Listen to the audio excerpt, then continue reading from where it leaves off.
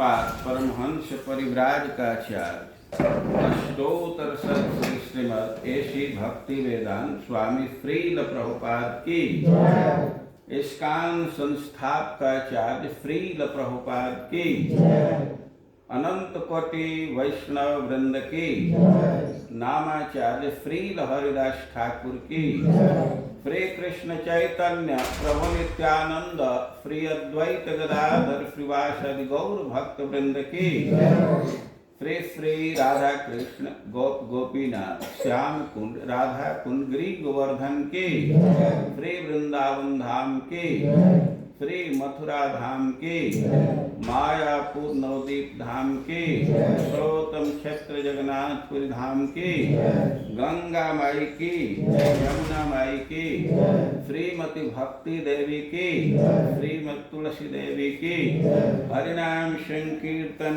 की गौर हरि प्रेमानंदे All glory is the assembled devotees. All glory is the assembled devotees. Shri Shri Krishna Balram के श्री श्री राधा श्याम सुंदर के श्री श्री निताई गौर सुंदर की समवेत भक्त वृंद की श्री श्री गुरु एवं गौरांग की।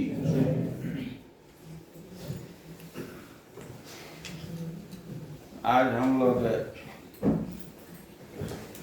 पढ़ेंगे श्रीमद् भागवतम के 10वें स्कंध के 20वें अध्याय का 35 नंबर और उसके आगे के श्लोक। 10th canto chapter 20 and the श्लोक 35।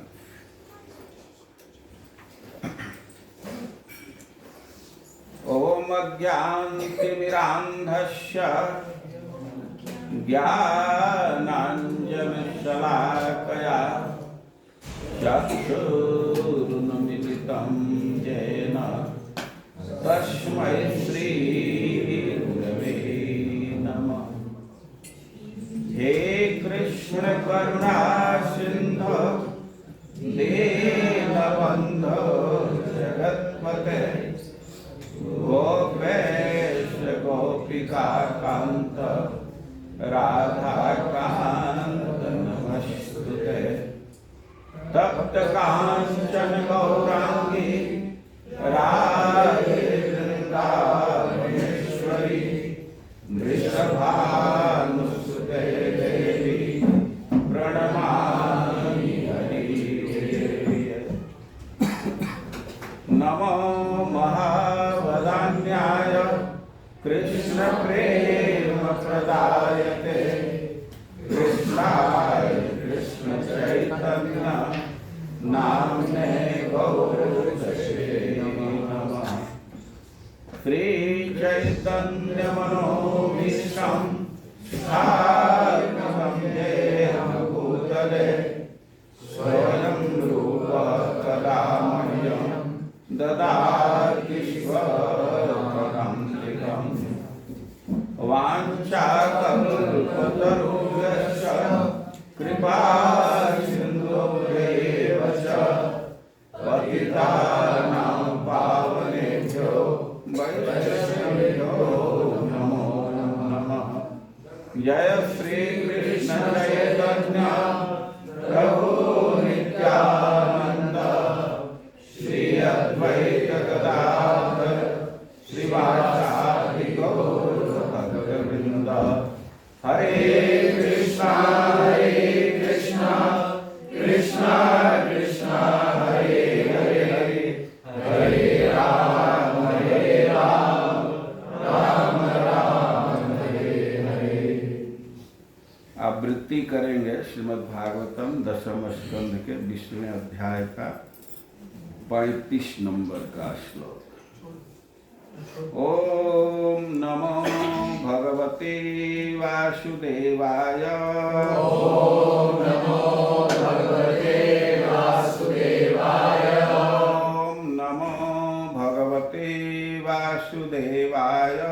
ओम नमो भगवते वासुदेवाय। ओम नमो भगवते वासुदेवाय। ओम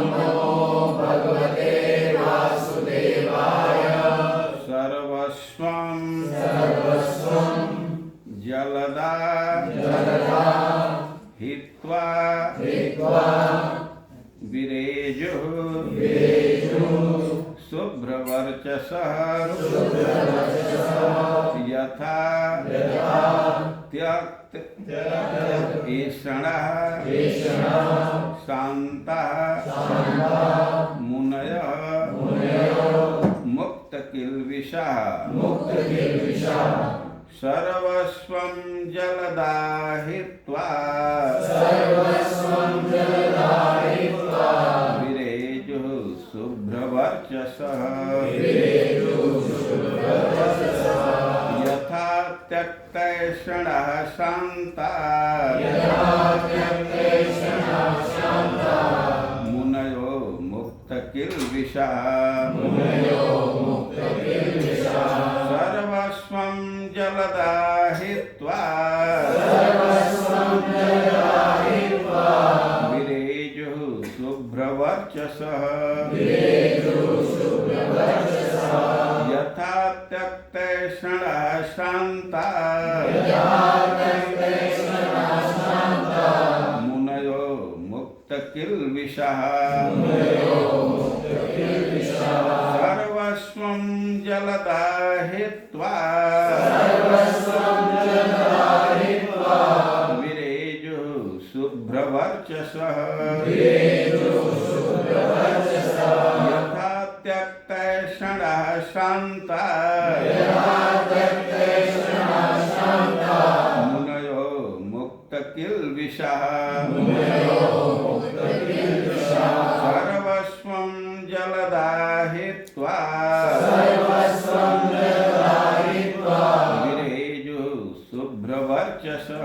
विरेजुः शुभ्रवर्चसः यथा त्यक्तैषणः शान्तः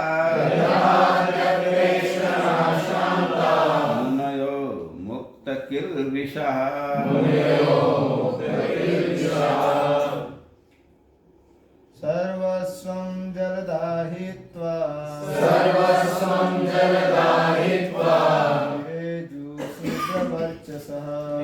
विरेजुः शुभ्रवर्चसः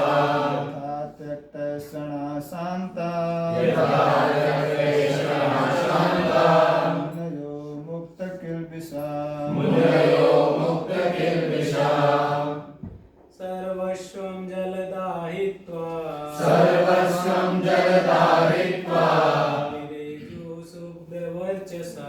विरेजुः शुभ्रवर्चसा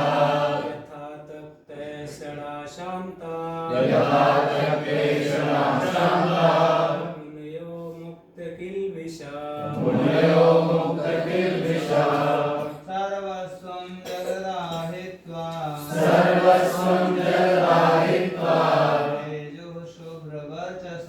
विरेजुः शुभ्रवर्चसः त्यक्तैषणः शान्तः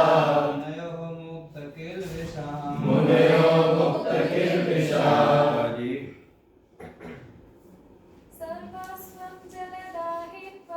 सर्वस्वं जलदाहित्वा विरेजुः शुभ्रवर्चसः यथा त्यक्तैषणः शान्तः मुनयो मुक्तकिल्बिषः सर्वस्य जलदाहित्वा सर्वस्वं जलदाहित्वा विरेजुः शुभ्रवर्चसा यथा त्यक्तैषणः शान्तः मुनयो मुक्तकिल्बिषः सर्वस्वं पास की हर वस्तु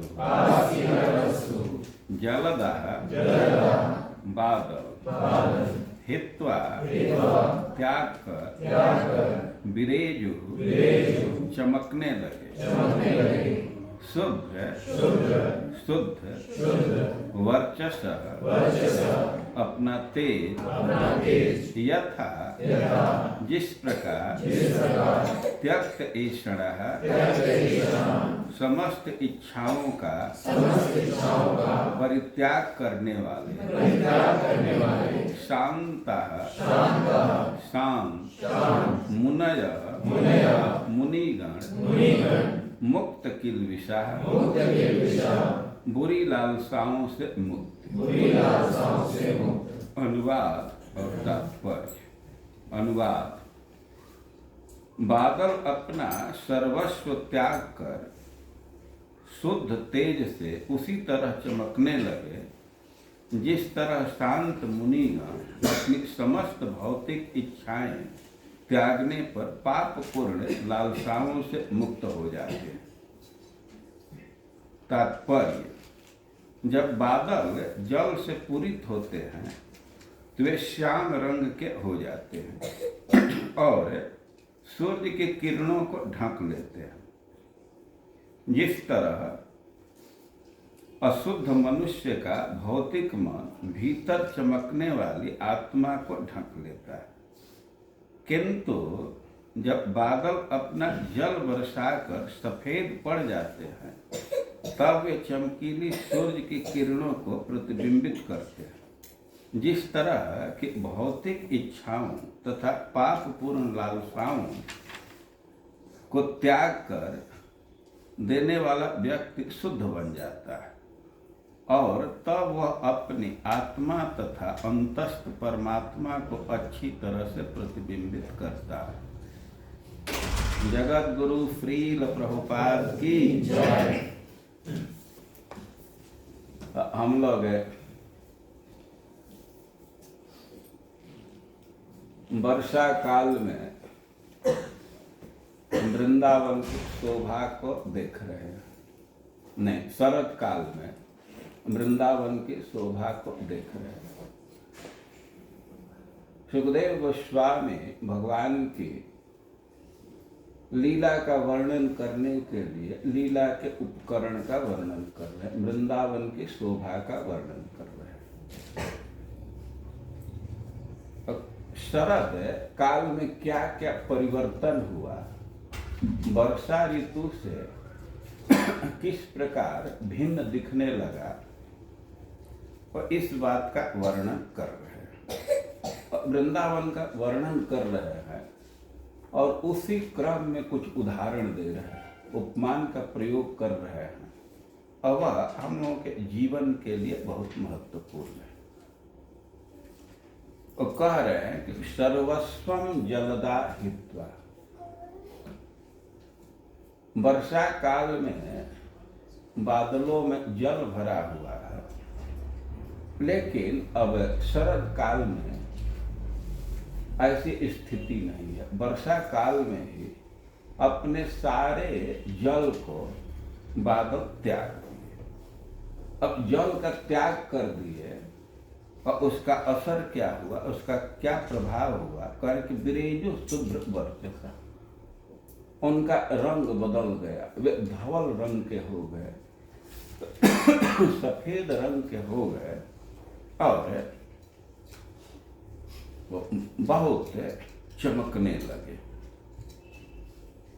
उदाहरण दे रहे हैं कि यथा तैक्तेषणा शांता मुनयो मुक्त किल्बिषा। जैसे जो मुनि हैं वे अपने सारी इच्छाओं का त्याग कर देते हैं, वे सब प्रकार के दोष से रहित हो जाते हैं और उनका चित्त शांत हो जाता है। और जैसे उनका चित्त शांत होता है, उनकी शोभा बढ़ जाती है, और वैसे ही बादल अपना जल त्याग करके शोभित हो रहे। सर्वस्वम हित्वा, सर्वस्व का त्याग करते। स्व मतलब संपत्ति। आप लोग इस शब्द का प्रयोग सुनते रहते हैं, राजस्व। तो राजा से संबंधित धन है, उसको राजस्व कहते हैं। ब्राह्मण से संबंधित धन है, ब्राह्मण का तो ब्रह्मस्व कहते हैं। और यहाँ कह रहे हैं कि सर्वस्व, अपने सारे संपत्ति का त्याग कर। बादल के पास क्या संपत्ति है? जल है। लेकिन बहुत महत्वपूर्ण बात है कि उससे बादल की शोभा बढ़ गई। अपना सब कुछ त्याग कर रहे हैं और उससे उनकी शोभा बढ़ रही है। और उदाहरण दे रहे हैं कि जैसे मुनि लोग अपने इच्छाओं का त्याग करके शांत हो जाते, सब प्रकार के दोष से रहित हो जाते। और महत्वपूर्ण बात है कि त्याग करने से शोभा बढ़ रही है।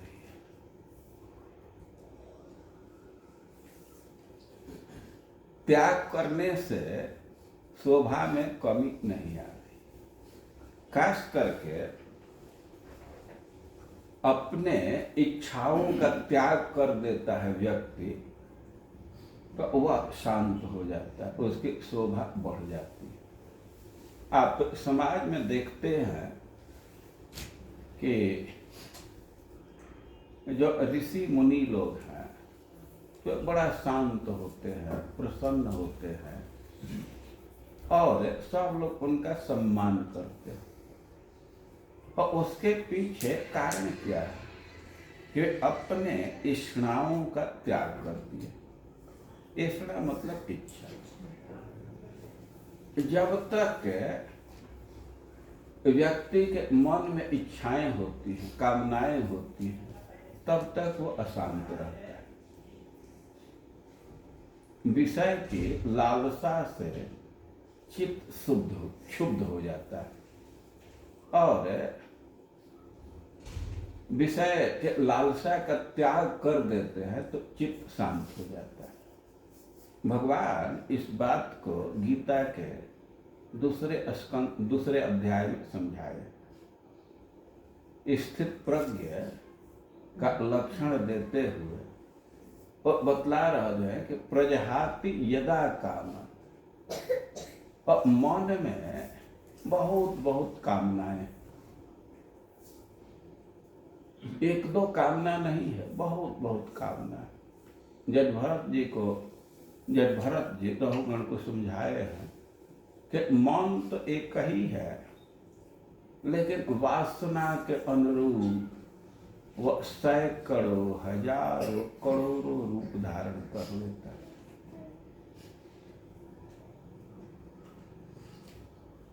व्यक्ति अपने इच्छाओं का लिस्ट बनाने लगे तो कॉपी भर जाएगी। क्या क्या मन में इच्छा आती रहती, लेकिन इच्छा आने से मन अशांत रहता है। तो कह रहे हैं कि त्यक्त ईषणा, बहुत बहुत इच्छाएं होती हैं, लेकिन तीन इच्छा बहुत प्रबल होती है, उसका त्याग करना थोड़ा कठिन होता है। तीन ऐषणा के शास्त्रों में चर्चा है। तो पुत्रेषणा, लोकेषणा और वित्तेषणा। व्यक्ति को धन की इच्छा बनी रहती है। धन है और फिर भी व्यक्ति इच्छा का त्याग नहीं कर पाता है और धन की इच्छा होती है। यहाँ तक देखा जाता है कि जो व्यक्ति भोग का त्याग कर दिया, अब उसके मन में बहुत अच्छा पहनने की इच्छा नहीं है, अच्छा खाने की इच्छा नहीं है, फिर भी वह वित्त की इच्छा का त्याग नहीं कर पाता, धन की इच्छा का त्याग नहीं कर पाता।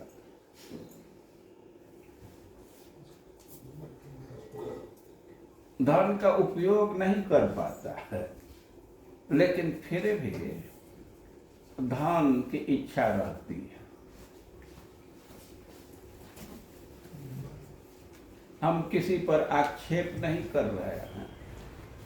ऐसा देखा जाता है साधु समाज में कि बहुत सारे साधु हैं तो उनको भोग की लालसा नहीं, लेकिन फिर भी पैसा का त्याग नहीं कर पाते, पैसे की इच्छा का भी त्याग नहीं कर पाते। कोई पैसा मिल जाता है उसको स्वीकार कर लेते, या कभी कभी तो पैसे की इच्छा से ही भंडारा में जाते हैं।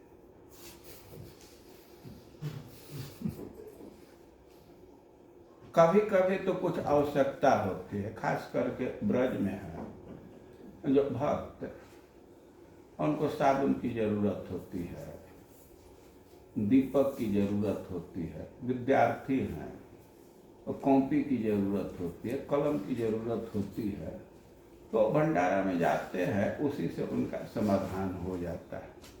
लेकिन बहुत सारे साधु देखे जाते हैं कि कोई आवश्यकता नहीं है, फिर भी वे दक्षिणा की इच्छा का त्याग नहीं कर पाते, और ऐसे व्यक्ति शांत नहीं रहता। और संसारिक लोगों पर विचार करे तो उनका तो दिन भर का गतिविधि ही धन अर्जन के उद्देश्य से लगा हुआ है। जो भी भाग दौड़ कर रहे हैं और उसके पीछे उद्देश्य धनार्जन, बहुत प्रबल इच्छा होती है, इसको वितृष्णा कहते हैं। और एक ईष्णा पुत्रेष्णा, व्यक्ति पुत्र के विषय में सोचता रहता है।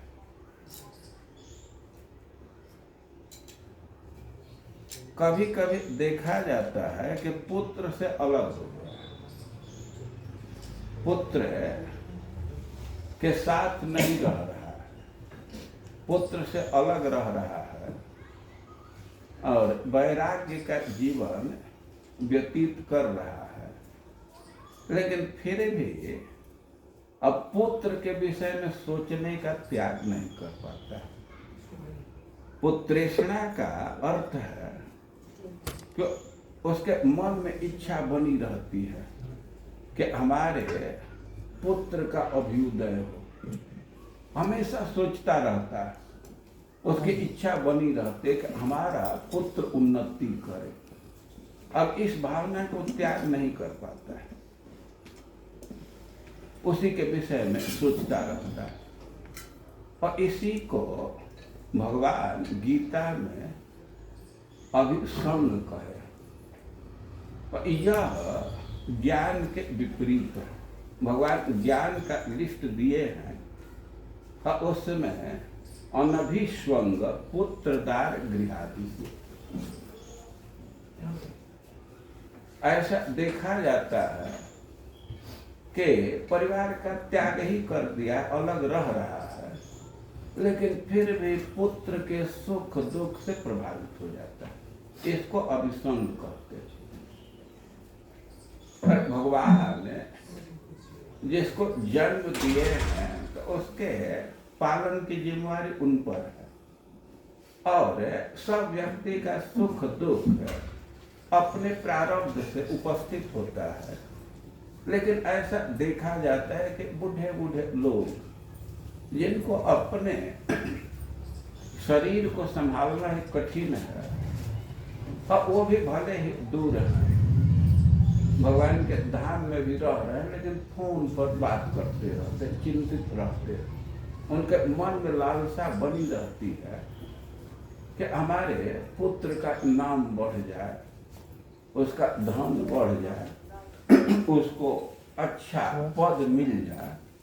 और इस भावना को पुत्रेषणा कहते हैं। केवल पुत्र के प्राप्ति के इच्छा को ही पुत्रेषणा नहीं कहते। पुत्र के विषय में सोचता रहता है, उसका अच्छा पद मिल जाए, धन बढ़ जाए, नाम बढ़ जाए, तो यह भी पुत्रेषणा के अंतर्गत आता है। और इस भावना का त्याग थोड़ा कठिन होता है, लेकिन भगवान इसको अज्ञान बतलाया है।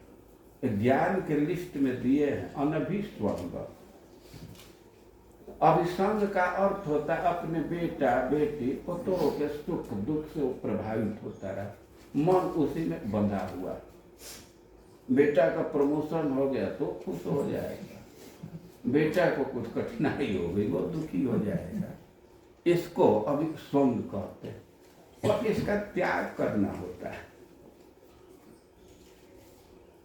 कोई कोई कह सकता है तो निर्दयता पूर्ण बात कह रहे हैं, लेकिन भगवान तो इसी को ज्ञान कहे। अनभिस्वंग अभिसंग उससे मत बंधिए। माता पिता का जिम्मेवारी है, कर्तव्य है बच्चे को पढ़ाना लिखाना, उसका शादी विवाह कर देना, विवाह तक उसकी जिम्मेवारी है।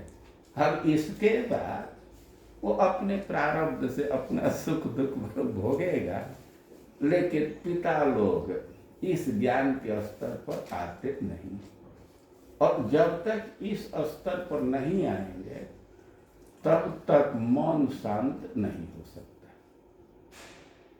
और जो चित्त का दोष है तो वह भी दूर नहीं होगा। और वृंदावन का वर्णन कर रहे हैं, मुनियों का उदाहरण दे रहे हैं।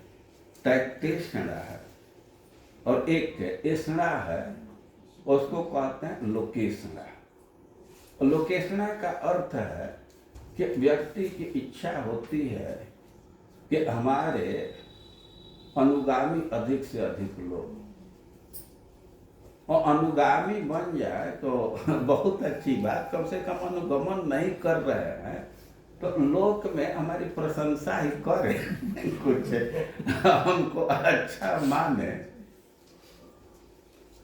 हमारा कुछ नाम छप जाए मीडिया में आ जाए, इसकी इच्छा बनी रहती है। फोटो वोटो कम से कम आ जाए, इसको लोकेशणा कहते हैं। ये तीन ऐसड़ा बहुत सूक्ष्म माना जाता है, इसका त्याग कठिन होता है, लेकिन मुनि लोग इसका त्याग कर देते हैं। त्यक्त ऐसड़ा है और उनका चित्त शांत हो जाता है, और मुक्त किल्बिष, चित्त दोषों से मुक्त हो जाता है। चित्त का दोष है भोग की वासना, इसी से मन अशुद्ध होता है। अब भोग की वासना है वो प्रतिहत होगा तो कामना का उदय होगा, क्रोध का उदय होगा, और यदि वह पूरा हो जाता है तो लोभ का उदय होगा, तो बढ़ता ही जाता है। और सबसे अच्छी बात यही है कि उसको रोक दिया जाए। अब इच्छा का त्याग कर देंगे और चित्त शुद्ध हो जाएगा, स्वच्छ हो जाएगा, उसके दोष समाप्त हो जाएंगे, और दोष समाप्त हुआ तो मन शांत रहेगा, और मन शांत है तो भगवान का अनुभव करेंगे, और भीतर हृदय में भगवान का अनुभव कर रहे हैं तो उसका अनुभव शरीर पर भी आता है, चेहरा प्रसन्न दिखेगा, और किसी कामना के उधेड़ बुन में लगे हुए हैं तो बाहर भी टेंशन का चिन्ह दिखता है। और वृंदावन के शोभा के वर्णन में इस उदाहरण का प्रयोग कर रहे हैं। ये जैसे मुनि लोग अपने समस्त इच्छाओं का त्याग करके शोभित होते हैं, शांत रहते हैं, तो वैसे ही बादल अपना सब कुछ त्याग करके विरीजु शुभ्र वर्चस, सफेद वर्ण के हो गए, धवल वर्ण के हो गए हैं, अभी बहुत सुंदर लग रहे हैं। वे सुंदर लगने का कारण क्या है? बादल सफेद रंग के हो गए हैं तो स्वतः ही सुंदर नहीं लगते। जो बादल जल रखे और जो बादल जल त्याग दिए हैं तो उसमें अंतर होता है सूर्य के प्रतिबिंब या रिफ्लेक्शन का। अब जो बादल से युक्त है सूर्य बादल है, जल से युक्त बादल है, तो सूर्य के प्रकाश को रिफ्लेक्ट नहीं कर पाता है, सोख लेता है, तो वह शोभित नहीं होता। और जल नहीं है तो उस पर सूर्य का प्रकाश पड़ता है और उसको रिफ्लेक्ट करता है तो बहुत सुंदर लगता है। और व्यक्ति जब कामना का त्याग कर देता है तब वह आत्मा या परमात्मा का अनुभव कर पाता है। और आत्मा परमात्मा का अनुभव करेगा तो स्वाभाविक ही उसका अनुभाव भी दिख जाता है। और यह सिद्धांत है। और यहाँ लीला का उपकरण का वर्णन कर रहे हैं। वृंदावन शोभित हो रहा, आकाश बहुत सुंदर है, क्योंकि अब बादल अपना जल त्याग दिए, सर्वस्व त्याग कर दिए और वे बहुत शोभित हो रहे। और त्याग करने से ही शोभा बढ़ती। त्यागत शांति रनंतर, त्याग से शांति आती है। आप व्यवहार में इस बात को समझ सकते हैं। व्यक्ति को शौच का हाजत है, शौच मल का त्याग कर देता है तो वह शांति अनुभव करता है। तो वैसे ही कामना का त्याग करने से या सर्वस्व धन का त्याग करने से शांति की प्राप्ति होती है। यह एक संदेश दे रहे हैं सुखदेव गोस्वामी।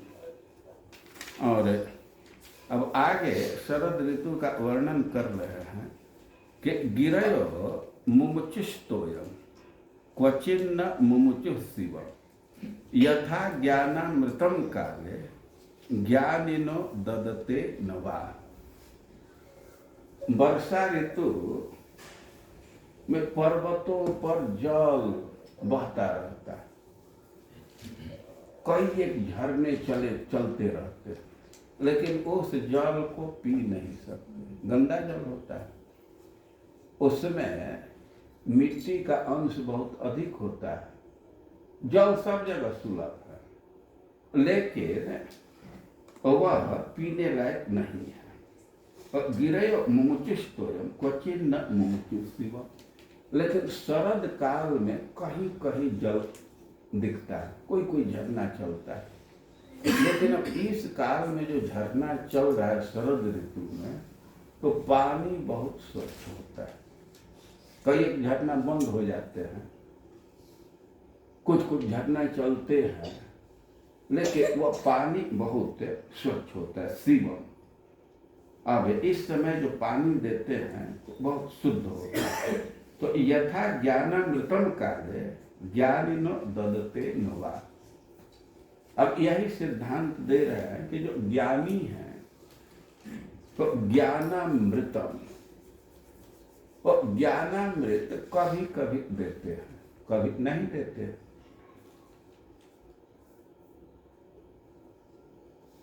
ज्ञान देने वाले दुनिया में भरे हुए, उनकी कमी नहीं है, लेकिन वो ज्ञान दे रहे हैं, प्रवचन कर रहे हैं। अब उसको ग्रहण कीजिए तो आपका आध्यात्मिक स्वास्थ्य ही बिगड़ जाएगा। वो क्या क्या बोलते रहते हैं, और वह अमृत नहीं है, वह मृत्यु से मुक्त नहीं कर पाएगा ज्ञान। लेकिन जो वास्तव में ज्ञानी है, तत्ववेता है, और कभी कभी वो ज्ञानामृत प्रदान करते, भक्ति का उपदेश अधिकारी प्राप्त करके ही व्यक्ति प्रदान करता है। तो प्रवचन करने वाले तो करते रहते हैं दुख निवारण के लिए, क्या क्या कई हजारों लोग बैठते हैं। लेकिन जो वास्तव में ज्ञानी हैं वे कभी कभी ज्ञानामृत प्रदान करते हैं। भक्ति का उपदेश वो अधिकारी को देख करके प्राप्त करते हैं। कोई ज्ञानी पुरुष है तो ऐसा नहीं है कि उससे मशीन जैसा ज्ञान ले लेंगे। कुछ लोग चाहते हैं एक टेप रिकॉर्डर जैसा दबा करके और उसका ज्ञान सुने, होता नहीं। वे उपयुक्त वातावरण में ही ज्ञानामृत प्रदान करते हैं। जब भक्ति का ज्ञान है या भगवान के मधुर लीलाएं हैं तो जहाँ तहाँ वे नहीं बोलते रहते। एक विशेष वातावरण में अधिकारी को देख करके बोलते हैं। तो श्रोता को यह ध्यान रखना चाहिए कि ज्ञानामृत की धारा चल रही है तो उसको प्राप्त करने का प्रयास करना चाहिए। ऐसा नहीं है कि वो सदैव सुलभ, किसी सुयोग से किसी अधिकारी को देख करके कोई आत्मज्ञानी व्यक्ति भक्ति का उपदेश कर रहा है तो उसको बहुत आदर के साथ यत्न पूर्वक ग्रहण करना चाहिए, क्योंकि वो सदैव सुलभ नहीं है। आप कई एक व्यक्ति का उदाहरण देख सकते हैं। जैसे जड भरत जी थे और चुपचाप पड़े रहते थे, वे तो कोई उपदेश नहीं देते थे। अधिकारी उनको प्राप्त हुआ तो उपदेश प्रदान किया। वो अधिकारी कोई मिल जाता है तो जो तत्ववेता है वो ज्ञान अमृत प्रदान करते हैं। नारद जी बहेलिए को ज्ञान देते हैं। आप मृगारी की कथा जानते होंगे, उसको ज्ञान प्रदान किया। वो अधिकारी को देख करके ज्ञान देते हैं। या दूसरे ढंग से इसका अर्थ किया गया है कि वेद का घोष तो सब जगह सुनाई देता है, लेकिन जो वेद का अमृत अंश है तो वह तो कभी कभी प्राप्त होता है। जो अब जो जलचर प्राणी हैं उनका वर्णन कर रहे हैं। नैवा विदन क्षीयमानं जलम गाद जलेचर यथायुरण्यहं शय्यं नरा मूढ़ा कुटुम्बिनः। एक उदाहरण दे रहे हैं।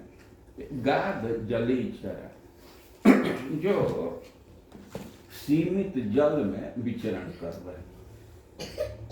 कहीं कहीं जल तो अगाध होता है, अक्षय होता है, और उसमें जो प्राणी है, उसमें जो मछली है, उसकी बात दूर है। कोई मछली समुद्र में है तो समुद्र का जल जल्दी समाप्त नहीं होने वाला है। लेकिन शरद काल में देखा जाता है कि छोटे छोटे गढ़ही में भी मछली है। कभी एक समय था कि वो नाला बह रहा था, नदी से डायरेक्ट कनेक्शन था। उस समय यदि मछली प्रयास करती तो नदी में जा सकती, लेकिन अब मछली इस विषय पर ध्यान नहीं दी।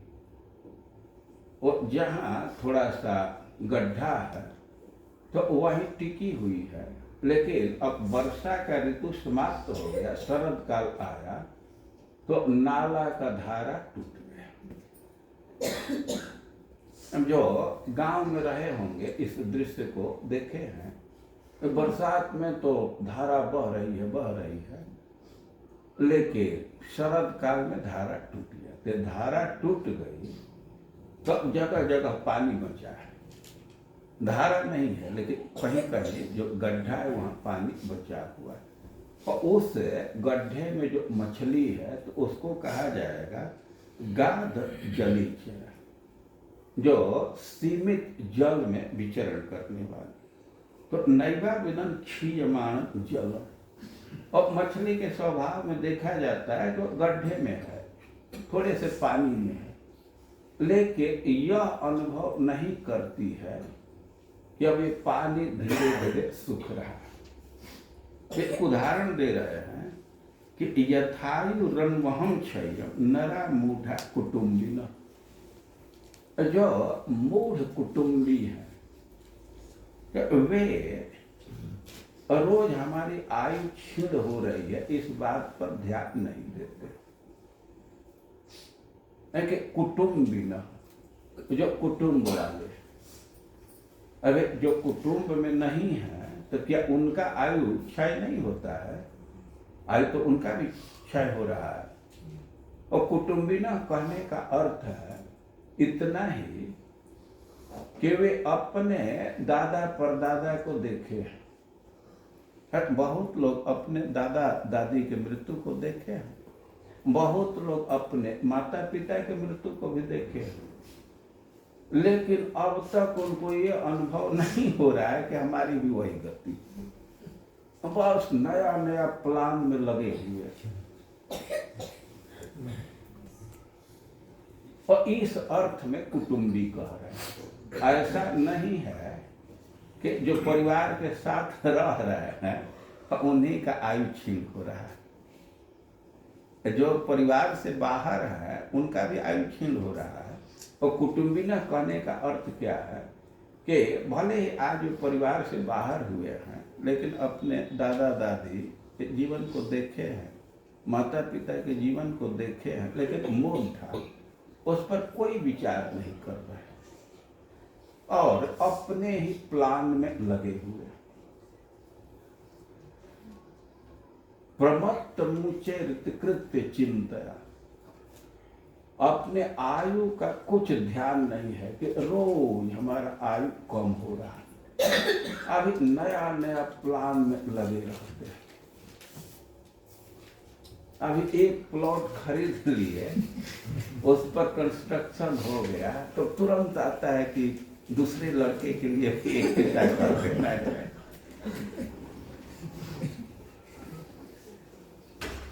विचार करते रहते हैं, इसी पर प्लान करते रहते हैं। इतिकृत्य चिंतया, यह करना है, और तब तक काल भगवान घर आ जाते हैं। ये प्रमत्त है व्यक्ति, लेकिन त्वम प्रमत्त, मुचकुंद महाराज कह रहे हैं कि काल रूप से आप असावधान नहीं है, आप तो बिल्कुल सावधान है, उसके जीवन को खत्म करेंगे। लेकिन व्यक्ति अपने जीवन पर विचार नहीं कर रहा है। गाध जली चरा, और उदाहरण देते हैं नर।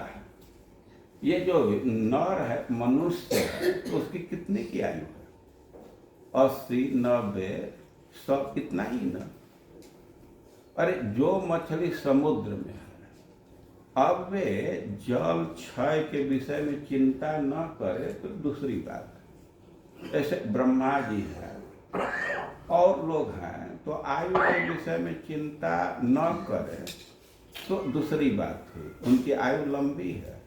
लेकिन नर है, जो नर है, तो उसकी स्थिति तो वही है जैसे गाध जली चरा, सीमित पानी में गड़ही में जो मछली है, लेकिन वो भी प्रमत्त रहा। जैसे मनुष्य छोटी आयु पाया है और लेकिन फिर भी प्रमत्त रहता है, वो अनुभव नहीं कर पाता है कि रोज हमारा जीवन क्षय हो रहा है। एक तरह से संदेश दे रहे हैं कि मनुष्य को अनुसंधान होना चाहिए कि एक एक दिन निकल रहा है। कई एक व्यक्ति हैं कि मन में संकल्प स्वीकार ही कर लिए हैं, संकल्प के स्तर पर कि भजन करना ही ठीक है, लेकिन अभी प्रारंभ नहीं किए। हाँ महाराज, हम भी करना ही चाहते हैं, जल्दी ही करेंगे, हर एक दिन निकल रहा है। तो एक दिन भी निकलना नहीं चाहिए, रोज भक्ति में लगे रहना चाहिए। भक्ति में जो समय व्यतीत हो रहा है तो सार्थक, वो एक दिन कम हो गया तो उसकी चिंता नहीं, क्योंकि एक दिन का उपयोग सार्थक हुआ। भाई भजन करने पर भी तो आयु घटता ही जाता है, मृत्यु तो आएगी ही, लेकिन अंतर है कि समय का उपयोग हुआ, और यह तो प्रसन्नता की बात है। अब जिसके पास संसाधन है उसका उपयोग कर दिया तो व्यर्थ नहीं गया ना, और समय तो निकल रहा है, उसको जप में, अध्ययन में, भगवान की सेवा पूजा में व्यतीत कर रहे हैं तो सार्थक जा रहा है। इन कह रहे हैं कि नैवा विदन क्षीयमाण जलम गाध जले चरा यथायुरण्य हम क्षय जरा मूढ़ा कुटुंबी न। जो मूढ़ व्यक्ति है तो अपने आयु को क्षीण होते पर विचार नहीं करता।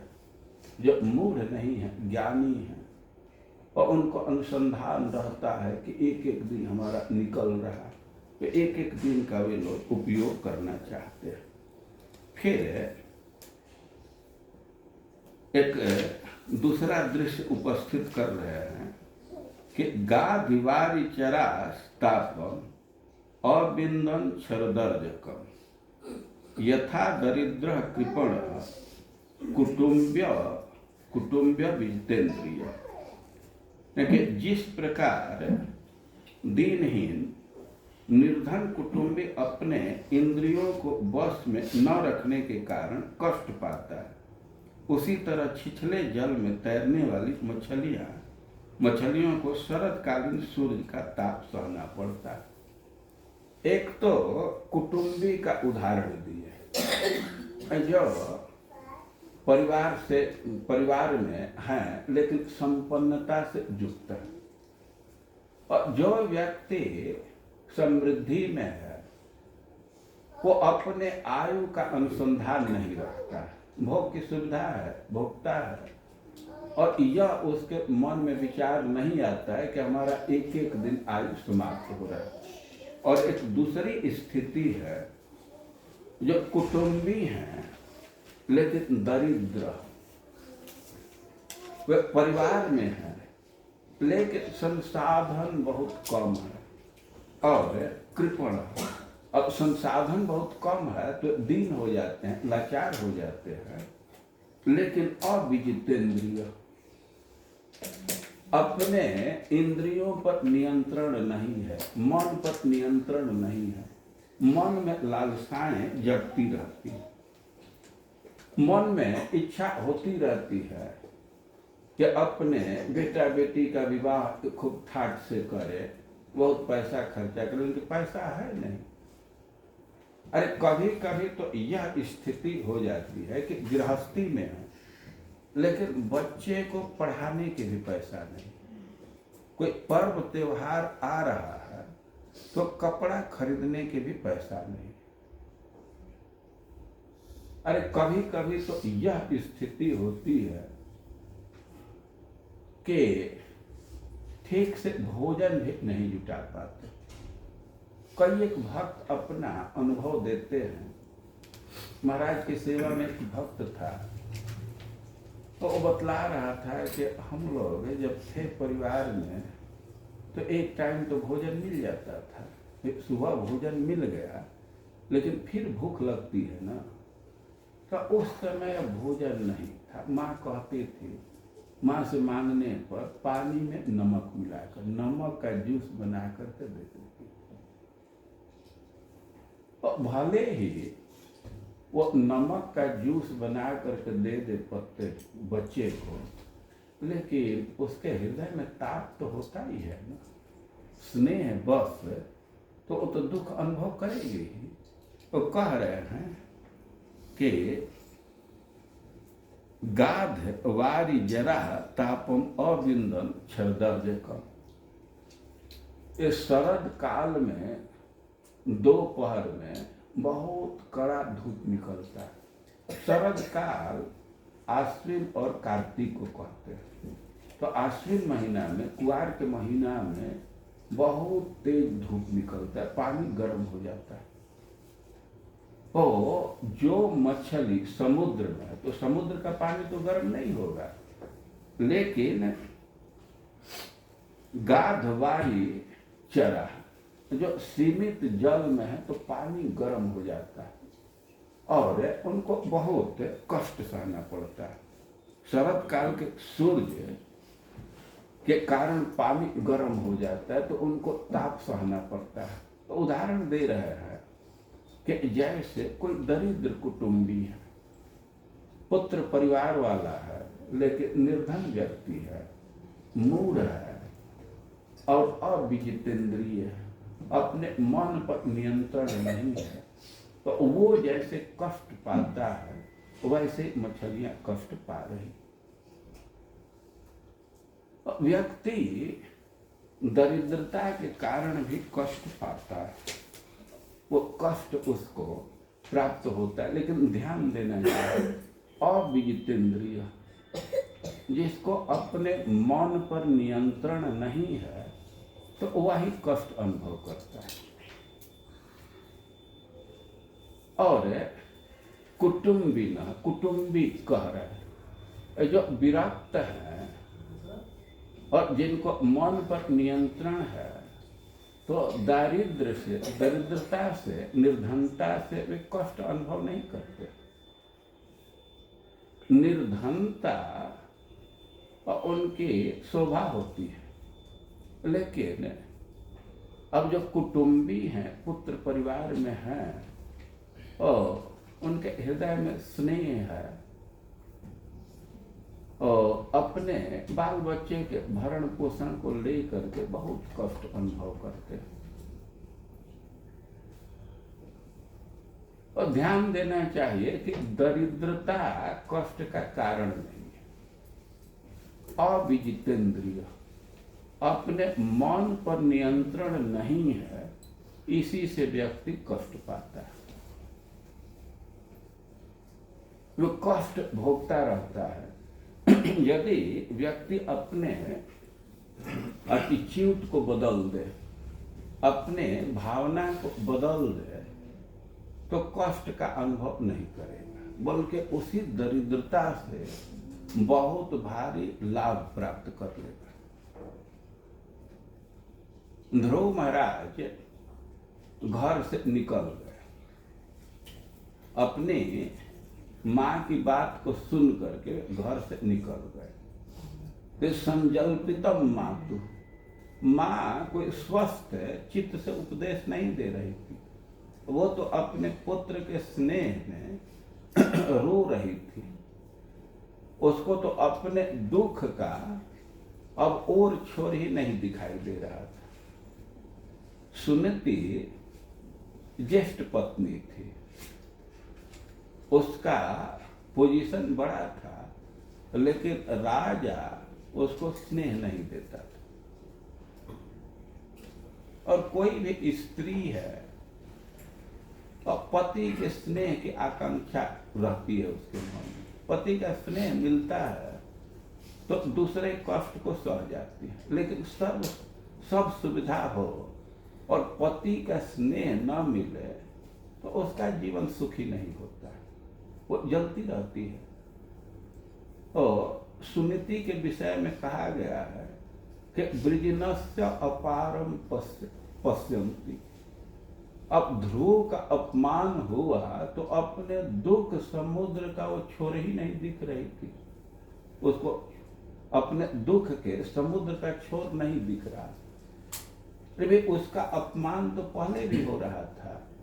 पति पत्नी जैसा क्या दासी जैसा भी व्यवहार नहीं करता, लेकिन अपने उस दुख को सह लेती थी। इस आधार पर सह लेती थी कि हमारा बेटा बड़ा है, ज्येष्ठ पुत्र है, तो एक दिन हमारा बेटा राजा बनेगा। तो इस भावना को चेरिश करके अपने किसी अपमान को सह जाती थी। लेकिन जब यह अनुभव करने लगी कि हमारे बेटे का भी अपमान होने लगा, तब तो उसका धैर्य खत्म हो गया। लेकिन बेटा के प्रति स्नेह है और उसको समझाने लगी। माँ मंगलम तात परे सुमंसता भूंगते जनो यत पर दुख दस्त। हे बेटा, दूसरे का अमंगल मत सोचो, क्योंकि व्यक्ति दूसरे के कर्म का भोग नहीं करता। किसी को कुछ दुख प्राप्त हो रहा है तो अपने कर्म का फल है। या सुनती के मन में है कि बेटा का अपमान हुआ है, क्रोध में है, तो अब बदला लेने का कुछ योजना करेगा। तो वो तो अपने पुत्र का मंगल चाह रही, तो सिद्धांत दे रही है कि भूंगते जनो यत पर दुख दस्त। व्यक्ति दूसरे को दुख देता है या दुख देने की योजना करता है, तो दूसरे को दुख दे पाएगा कि नहीं यह निश्चित नहीं है।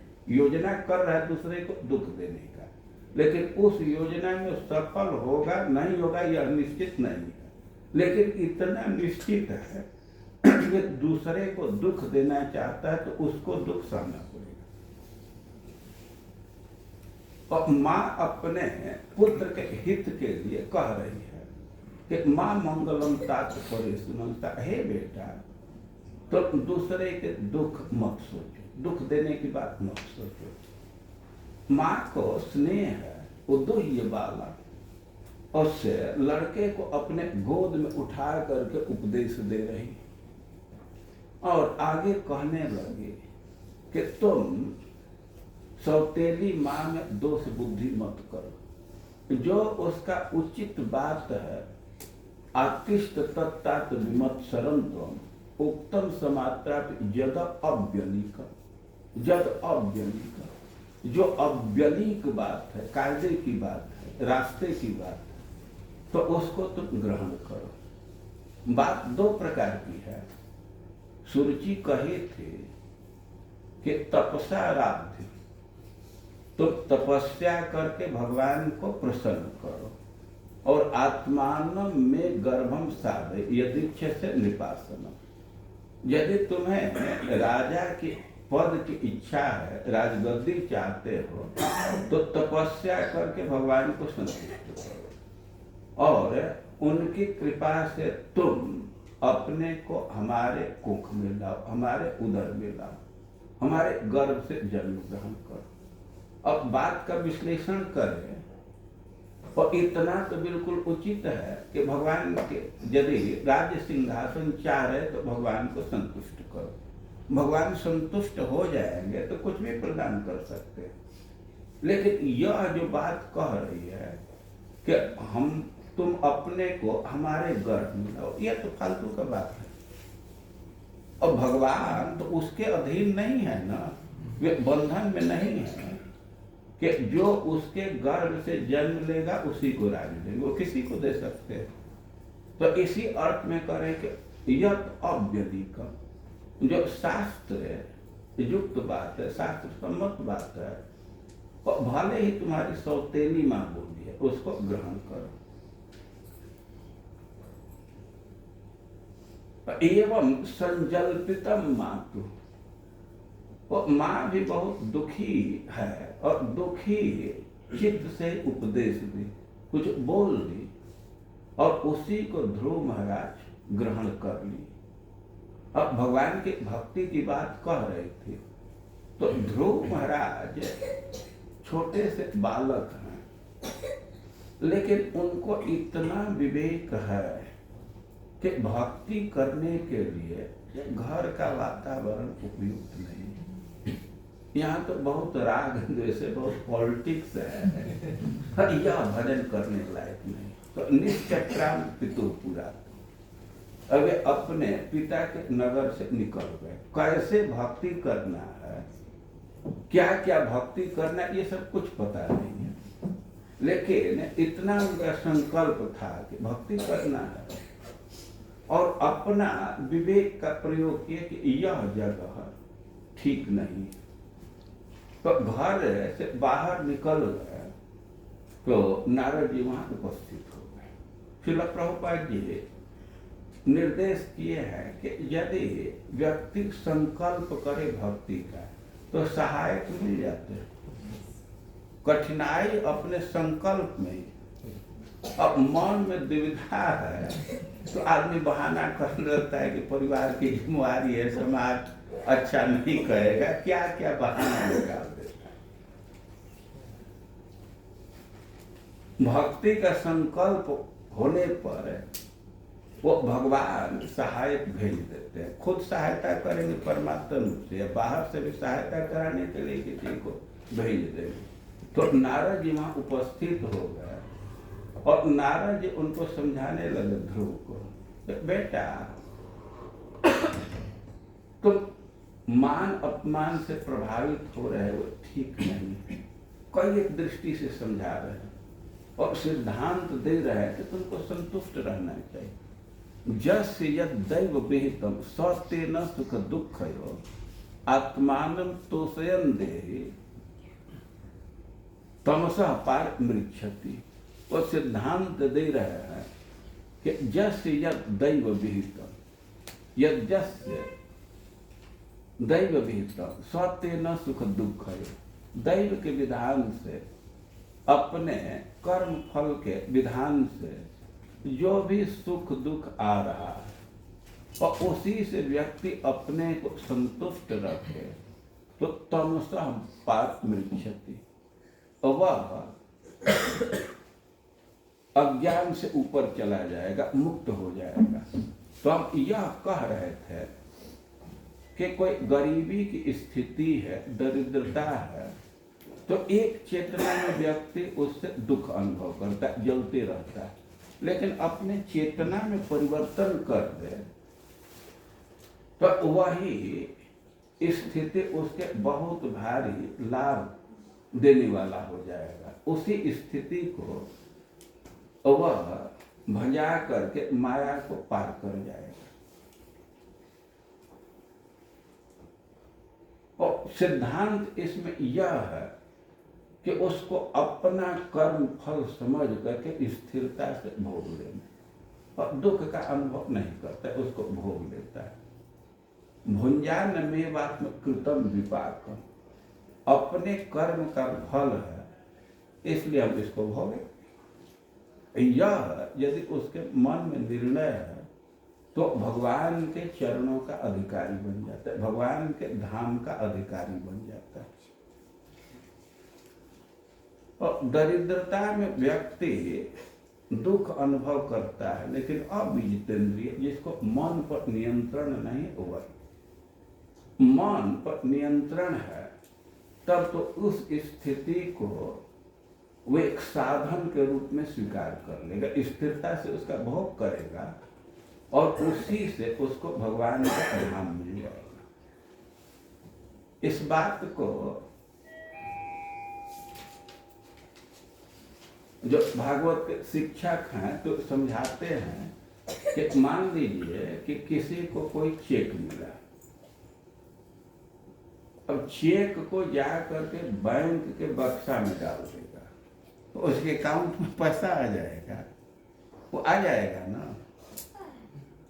वे इस समय यही करते हैं ना कि ले जाकर के एक बक्सा में डाल देते हैं और उस बक्सा में न ले जाकर के न डाला और डस्टबिन में डाल दिया, तब उसको क्या लाभ मिलेगा? कुछ लाभ मिलेगा? तो दरिद्रता है तो परमांजन या तो दृष्टि ठीक करने वाला एक साधन है। और दरिद्रता की स्थिति में भी, दुख की स्थिति में भी व्यक्ति अपना कर्म फल मान करके उसका भोग कर स्थिरता पूर्वक, तो भोग करना ही भगवान के धाम को प्रदान कर देगा। यहाँ सुखदेव गोस्वामी कह रहे हैं कि गाधवारी जरास्तापम अबिंदच्छर्दाद्युकम, जो थोड़े से पानी में रहने वाले जलचर प्राणी हैं और शरद ऋतु में सूर्य के ताप के चलते सूर्य के किरण के चलते ताप अनुभव कर रहे हैं। यथा दरिद्र कृपण कुटुंबी अवितेंद्रिय, जैसे सीमित संसाधन वाला गरीब लाचार कुटुंबी है, अपने मन पर नियंत्रण नहीं है तो दुख अनुभव करता है। लेकिन जो धीर पुरुष हैं तो वे तो धीरे धीरे अहंता और ममता का त्याग करते।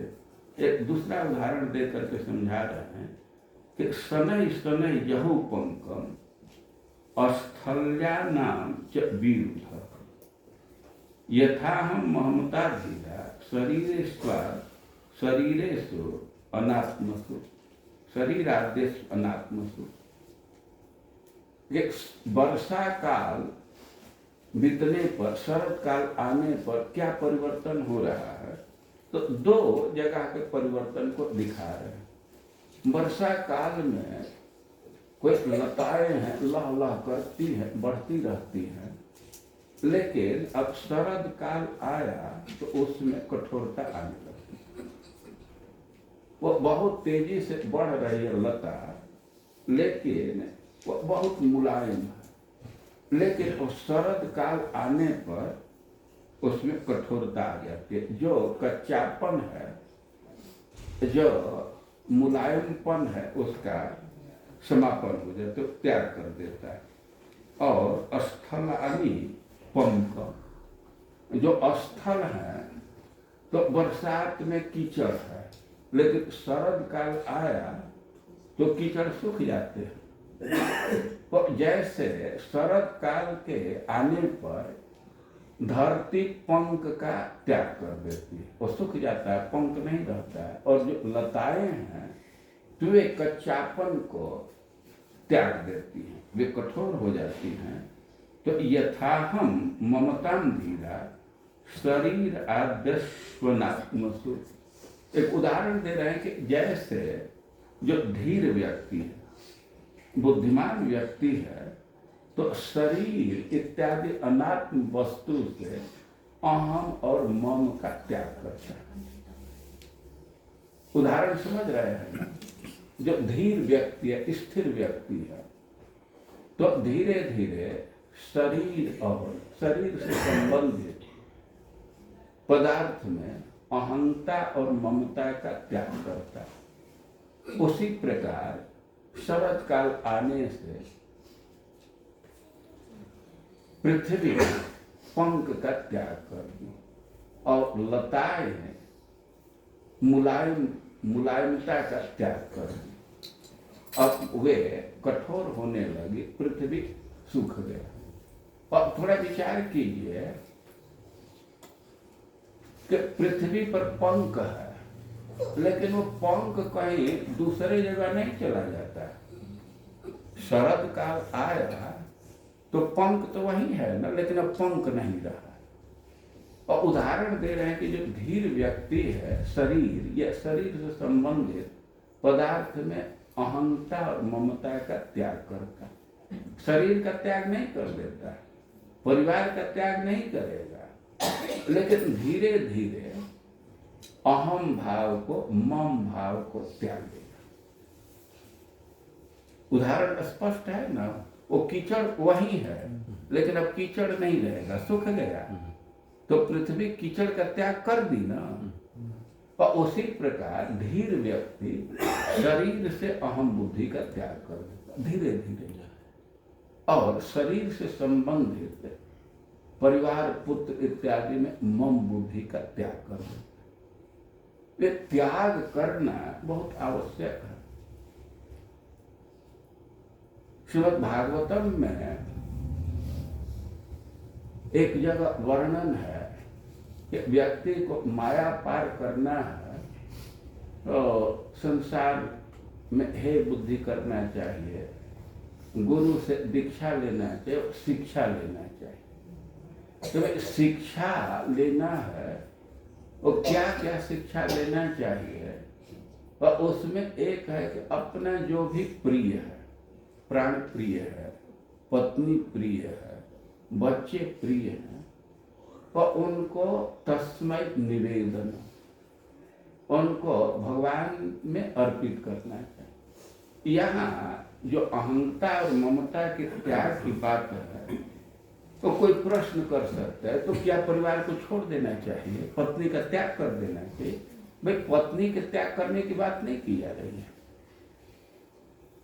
पृथ्वी से पंख को कोई हटा करके फेंक नहीं दिया गया, पृथ्वी पर ही है ना। लेकिन शरद काल से वो कहेंगे ना, पृथ्वी वो पंख का त्याग कर दी, अब वो कीचड़ नहीं है। तो उसी प्रकार ममता का त्याग करना चाहिए। यह महत्वपूर्ण चीज है। भाई, ममता का त्याग कैसे करेंगे? ये तुरंत प्रश्न लोग पूछेंगे। पत्नी हमारी विवाह हुआ है, तो मैं कैसे त्याग कर दूंगा कि मेरी है? और दीक्षा जो लिए है, कम से कम उनको गुरु से सीखना होता है, उनको भगवान में अर्पित कर दे। पत्नी बहुत प्यारी है, और उसको भी भगवान को अर्पित कर दे, भगवान की सेवा में लगा दीजिए। अब सेवा में लगा दिए, जो ही घर में ठाकुर जी को ला दिए, और पत्नी हेड पुजारी हो जाएगी और आपसे सहायता लेने लगेगी। अब स्थिति बदल जाएगी। जो पत्नी संस्कृति का कारण है, जन्म मृत्यु में डालने वाली है, वही वैकुंठ में पहुंचाने वाली हो जाएगी। अब आपको छोड़ेगी नहीं। आप भले भी भूल जाए कि कौन पर्व आ रहा है, कौन त्योहार, वो भूलने वाली नहीं। अब तुरंत डिमांड करेगी कि ठाकुर जी की लाना होगा। और सीखना यह होता है कि जो भी अपने प्रिय हैं, तो तस्मै निवेदन, उनको भी भगवान की सेवा में अर्पित करना होता है। ये जो मम बुद्धि है, बनाए कि मेरी है, इसका त्याग कीजिए। ये फालतू का अभिमान पोसे हैं कि हम पति हैं। किस बात का पति? पति की परिभाषा पढ़ो। सवई पति स्यात् अकुतो भयं से। भाई, पति तो उसी को कहा जाता है जिसको कोई भय नहीं, और समन्ततः पाति भयातुरम जन्म, और उसके आश्रय में जो है तो उसको भी भय से मुक्त कर। अब इस सिद्धांत के अनुसार तो पति तो एक है, क्योंकि इस संसार में दूसरे को तो परस्पर आपस में भय है, और खुद वे काल कर्म के अधीन है, दूसरे का क्या रक्षा करेगा? आदमी सोचता रहता है कि हमारी बिना कैसे। अरे यह सोचा ना, तो वैसे ही है जैसे किसी मेढक को सांप अपने मुख में निगल गया। मेढक सोचेगा हमारे बिना दूसरे कैसे रहेंगे। जब धृतराष्ट्र घर का त्याग कर दिया, तो युधिष्ठिर महाराज बहुत चिंतित थे। ये अंधे हैं, कैसे रहेंगे? हम तो यहाँ ध्यान देते थे। नारद जी समझा रहे हैं कि ना, ध्यान देने वाला कोई दूसरा भी है। वो ऐसा सृष्टि रखा है कि कहीं भी किसी का पालन करा दे। ये तो अज्ञान बस आदमी सोचता है कि हमारे बिना वो कैसे रहेगी, और रखने वाले भगवान हैं। तो श्रीमद् भागवत में सलाह दिया गया कि कम से कम जो दीक्षा लिए हैं, तो गुरु से सीखना चाहिए। परस्मै निवेदन, अपना जो भी प्रिय है, पत्नी, बेटा, और उनको भी भगवान को अर्पित कर देना चाहिए। अब भगवान को अर्पित कर दिए तो भगवान की सेविका हो गई। वो आपकी नहीं है, भगवान की है। तो इस भावना को विकसित करना होता है, धीरे धीरे होता है। तो यहाँ उदाहरण दे रहे हैं कि शरत काल के प्रभाव से पृथ्वी पंख का त्याग कर दी, लता अपने कच्चापन का त्याग कर दिया। वह ठीक वैसे ही जैसे धीर पुरुष शरीर में और शरीर से संबंधित व्यक्ति में, वस्तु में अहमता और ममता का त्याग कर देते हैं। बहुत उपादेय शिक्षा धीरे धीरे शरीर के अहंता का त्याग करना चाहिए और शरीर से संबंधित व्यक्ति या पदार्थ में जो मम बुद्धि है उसका त्याग करना है। ऐसे सुखदेव गोस्वामी वृंदावन का वर्णन कर रहे हैं, शरतकालीन वृंदावन का, और उदाहरण से मनुष्य जातियों को बहुत अच्छा अच्छा संदेश भी दे रहे हैं। उस पर विचार करना चाहिए। हरे कृष्ण।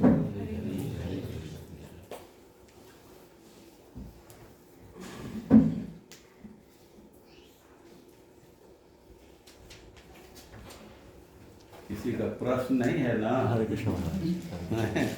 बहुत बहुत धन्यवाद महाराज। बहुत ही सुंदर, बहुत ही भक्ति से पूर्ण जो कथा सुनने को मिली है।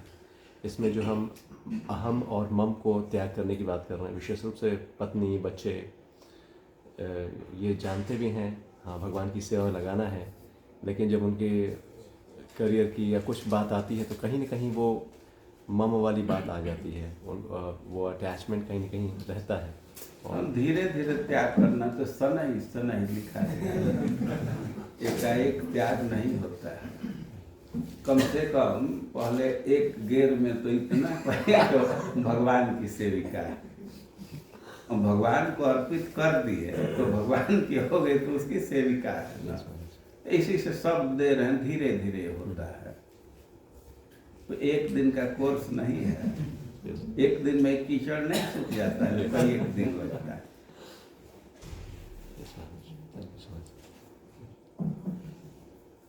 हरे कृष्ण महाराज, धन्यवाद।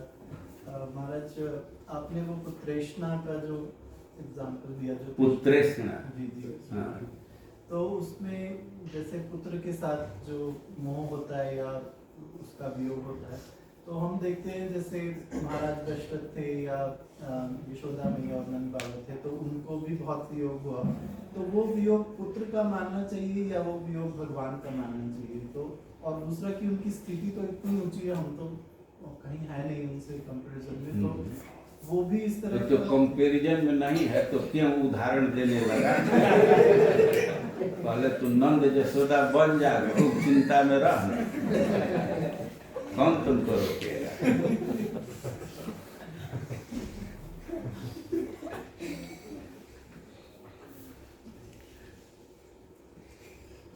इसी बहाना से बचने के लिए, बचाने के लिए करदम जी घर का त्याग कर दिए,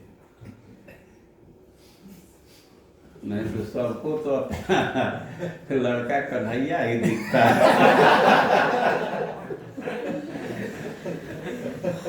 ऐसे ही कन्हैया देखने वालों को शिक्षा देने के लिए करदम जी त्याग दिए।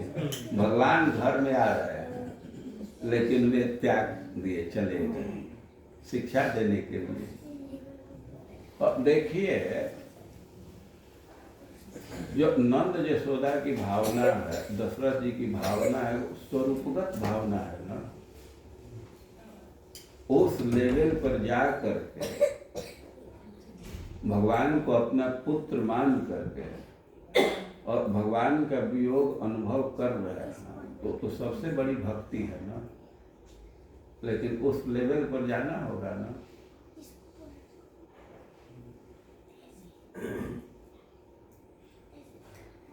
नंद यशोदा की यह स्थिति है कि अब वे भगवान पर ध्यान नहीं रख पाते।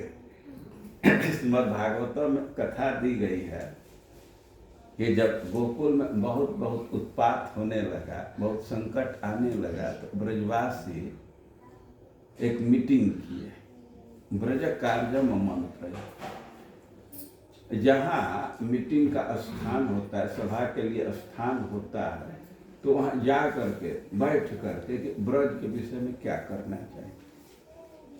और उपनंद बाबा लिस्ट दे रहे हैं कि भारी भारी संकट आए, और पूतना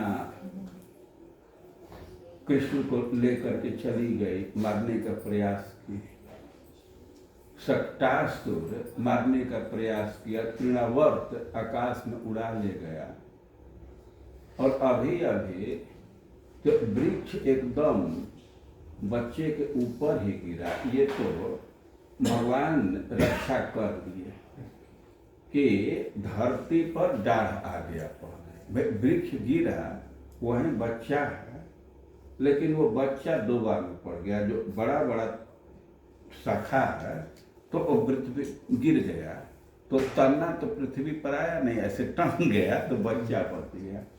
तो कह रहे हैं कि तो भगवान रक्षा कर लिए। अरे भगवान बहुत रक्षा किए कोई एक संकट से, तो आप क्या चिंता कर रहे हैं? आगे नहीं रक्षा करेंगे तो प्रश्न करेगा ना।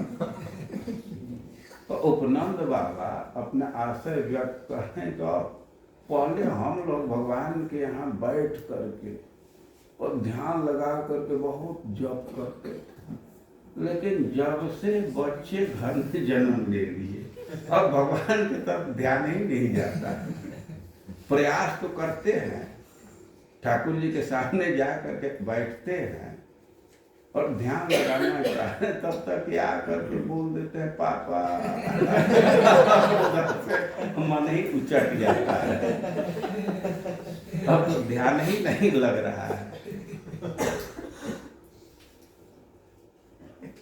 अब कृष्ण तो अवतार ग्रहण किए हैं इसी उद्देश्य से कि सब हमारे बोली से प्रभावित हो जाए। उस समय जो थे भगवान अपने वचन से गिर भी अपने वाणी से उसके चित्त को खींच लिए। ये भगवान का एक मुख्य कृत्य है, प्रमुख कृत्य है। लेकिन उस समय तो डायरेक्ट अपने बोली से खींच लेते थे क्योंकि वो प्रकट थे, लेकिन बाद में तो यह संयोग मिलेगा नहीं, तो उसके लिए भी भगवान व्यवस्था करके गए, अपने जस से पूरे भूमंडल को भर दिए कि तमो नया तरिष्यन्ति इत्यगात स्वपद ईश्वर। भविष्य की व्यवस्था बना करके भगवान अपना लीला भर दिए हैं, जस भर दिए हैं, और इसी के श्रवण कीर्तन से व्यक्ति वो माया को पार कर जाएगा। तो श्रवण कीर्तन करने से धीरे धीरे भगवान की तरफ आसक्ति बढ़ जाती है, और भगवान की तरफ आसक्ति बढ़ेगी, भगवान में मम बुद्धि हो जाए तो वे तो आत्मा का संबंध है ना, उसके त्याग की बात नहीं है। अनात्म से जो अनात्म वस्तु है उसमें ममता का त्याग करना है। देह से जो संबंधित है, भगवान का संबंध देह से नहीं है, नित्य संबंध है, आत्मा का संबंध है, और उसमें मम बुद्धि तो जितना बढ़ेगा उतना ही अच्छा है।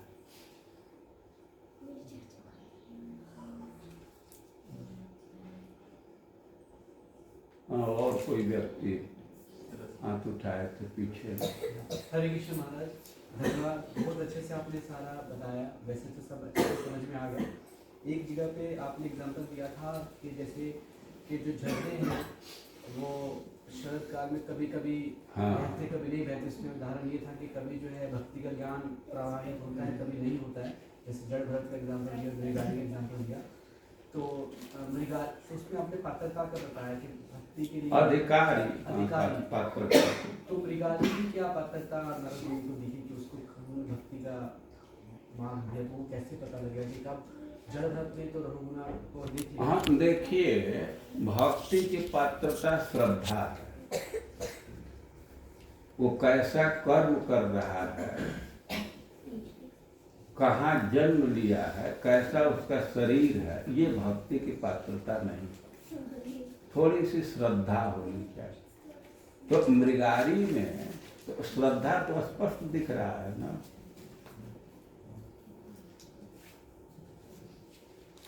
वो गए नारद जी उसके पास, तो अपने से कहने लगा कि इधर कैसे आ गया, मृगचर्म चाहिए। और कहा है कि ना, ये सब के लिए हम नहीं आए हैं, हम एक कारण पूछने के लिए कि क्यों आप वध कर रहे हैं। अब बात सुन करके वो तुरंत कहा कि उनको क्या करना चाहिए, कैसे हम मुक्त हों। कहे कि सबसे पहले अपना ये धनुष मार फेंक, वो तुरंत फेंक दिया। और श्रद्धा पात्रता,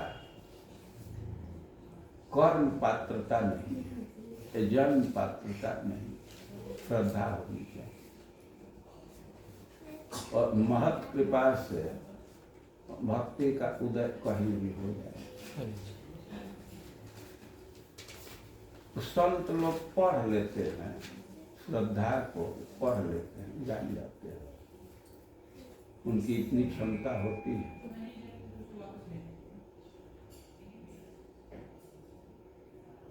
ठीक।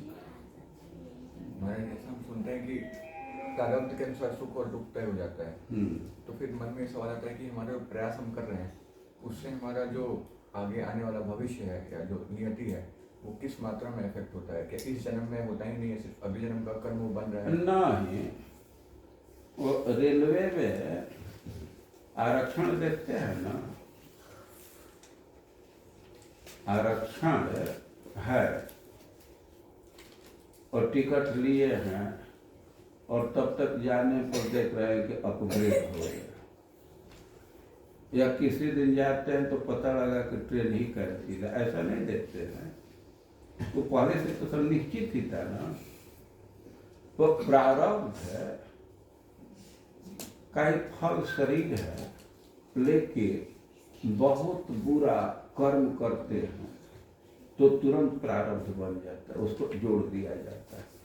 बहुत भारी पुण्य कर दिए और उससे भी प्रारब्ध बदल जाता है। जो संकट आने वाला है, दुख आने वाला है, तो उसको रोक दिया जाएगा, ये समाप्त कर दिया जाएगा। श्रीमद् भागवतम पढ़ते हैं, कच्चा स्पर्श 46। ये कौरव लोग द्रौपदी का केस खींचे, उसका परिणाम था कि उनकी आयु समाप्त हो, कम हो गई। बहुत भारी पाप था ना। एक राजकुमारी को भरे सभा में खींचना, बाल पकड़ करके, इतना भारी पाप है कि उस पाप के चलते उनकी आयु क्षीण हो गई, समाप्त हो गई। आप अजामिल का प्रसंग पढ़ते हैं, वह 88 साल के उम्र में यमदूत आ गए और कई एक लोग प्रश्न करते हैं कि तो मृत्यु के समय आए थे तो फिर वे जीवित कैसे रह गया, उसको तो ले जाना चाहिए कहीं नरक में या वैकुंठ में। लेकिन सिद्धांत समझना चाहिए कि ऐसा ऐसा पाप किया था कि उसकी आयु थे उसको घट गई, 12 वर्ष कम कर दिया गया था उसके पाप के चलते। लेकिन पाप का तो कैलकुलेशन किए थे यमराज जी के कलर, लेकिन पुण्य का, शुभ का नहीं किए थे। अब विष्णु दूतों के प्रवचन से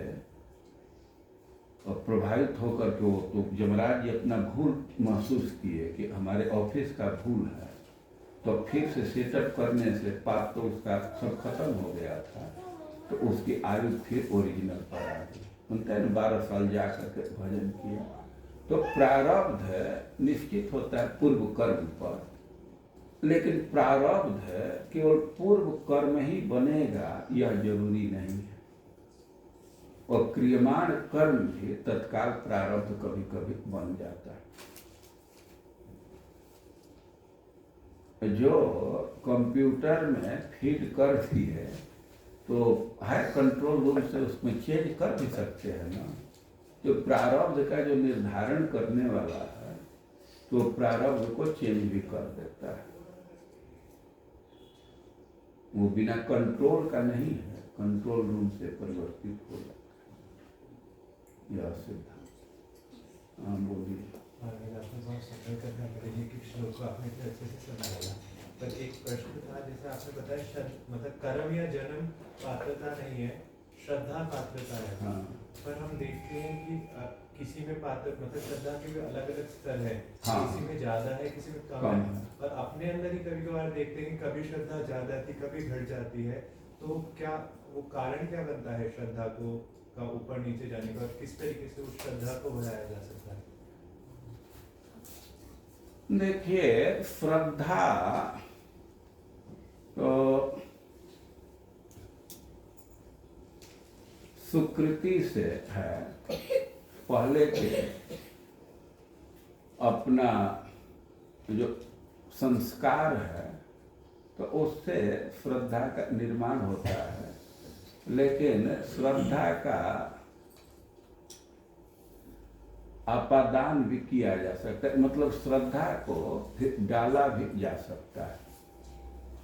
और वैष्णवों की कृपा से या भगवान की कृपा से श्रद्धा में वृद्धि भी हो जाती है। भगवान जब जा रहे थे, हस्तिनापुर से द्वारका जा रहे थे बहुलाश्व से मिलने के लिए, और एक जो ब्राह्मण है, क्या नाम है, जो मिथिला के ब्राह्मण थे, और उस समय रास्ते में वर्णन किया गया है कि जिधर जाते थे और जिस व्यक्ति की भगवान पर दृष्टि पड़ती थी तो भाव भक्ति को प्राप्त कर जाते थे। एक प्रश्न उठाया गया, वे साधना तो किए नहीं, ये कैसे उनको हो जाता था?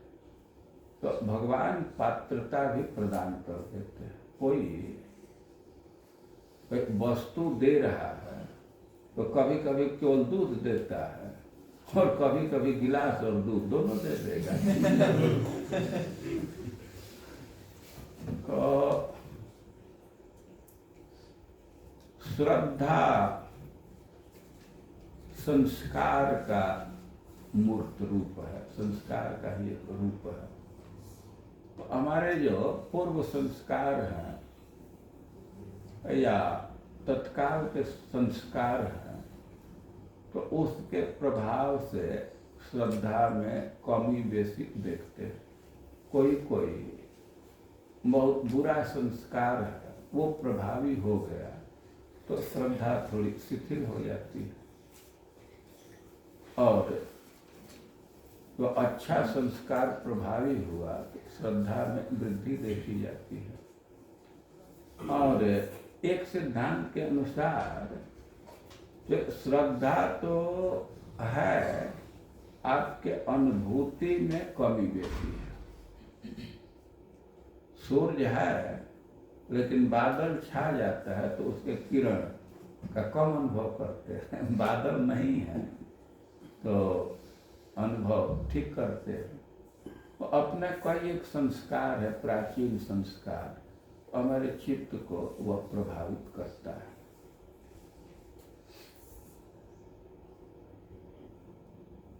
श्रद्धा भक्ति के लिए आवश्यक है, लेकिन भक्ति से ही श्रद्धा का जन्म होता है।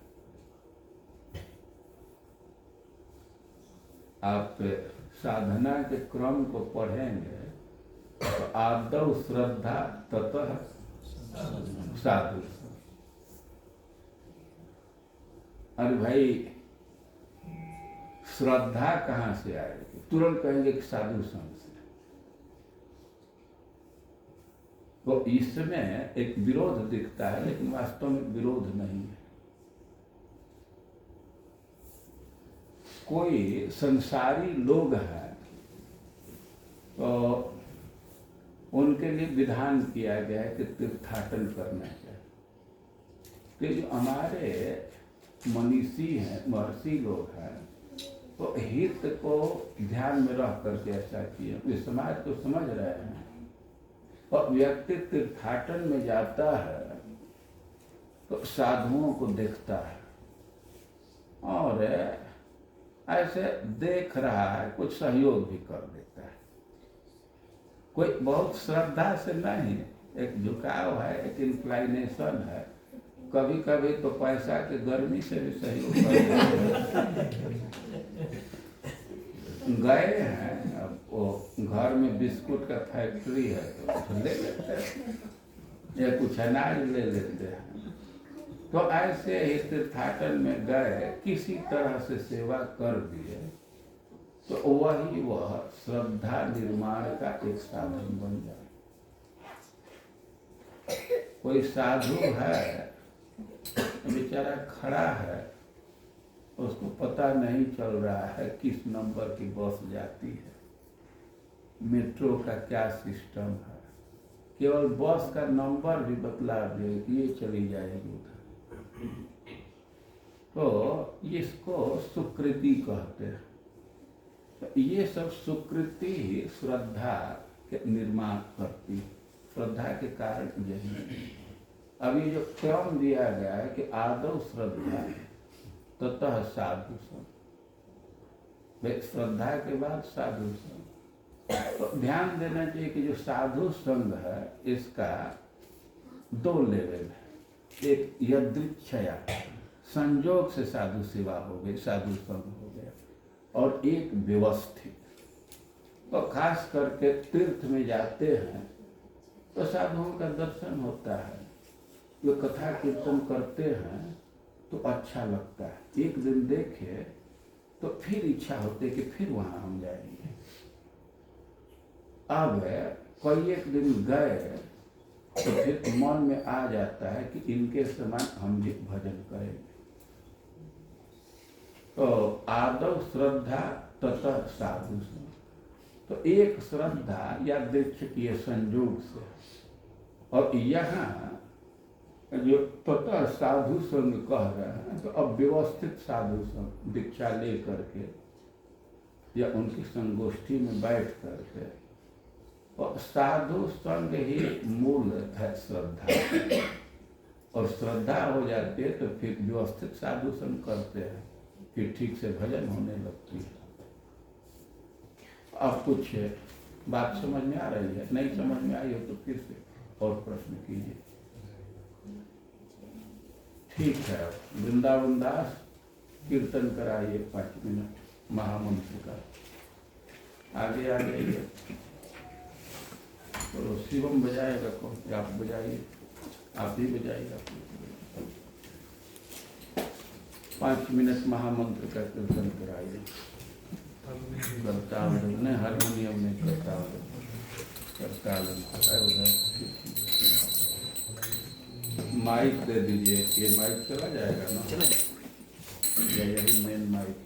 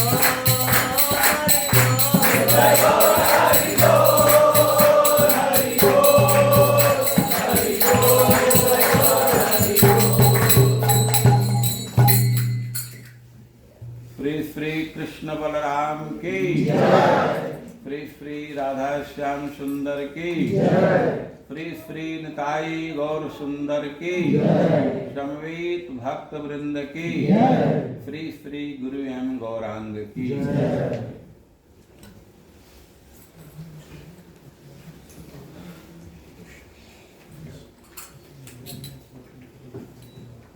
हरे कृष्णा।